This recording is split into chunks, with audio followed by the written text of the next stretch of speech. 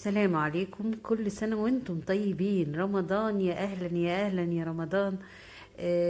أنا نزلت ميدان الساعة في فيكتوريا، وحبيت أفرجكم على الزينة بتاعة رمضان بقى، وكل حاجة بتفكرنا في رمضان هتلاقوها في المنطقة دي كلها في ميدان الساعة. الأسعار حلوة جدا. بقى كل حاجة، بوجي وطمطم والحاجات الأطفال اللي هي الجديدة، غير بوجي وطمطم، وعم شكشك.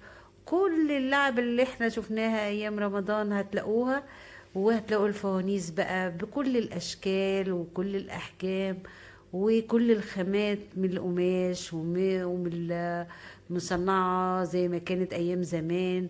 حتى الصواني اهو زي ما انتم شايفين عاملين الصواني عليهم برضو حاجات رمضان.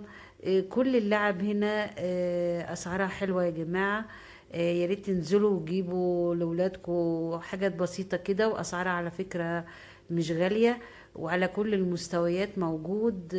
وبصراحة أنا نزلت اتفرجت، يعني اديت لنفسي كده شوية طاقة إيجابية جميلة بالفرجة على الحاجات دي. بصراحة كنت سعيدة جدا. رمضان بجماله كله وأيامه اللي كلها بركة جالنا تاني، وكلنا كنا بنتمنى ونقول يا رب يعود علينا رمضان كلنا بخير، ولا فاقدين ولا مفقودين، والحمد لله.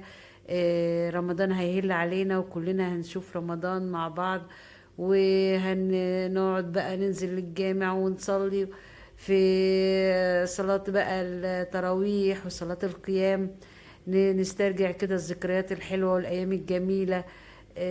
وفي كده في أيام رمضان كده بتبقى في روحانيات جميلة جدا. هسيبكم بقى تتفرجوا على بقية الفيديو.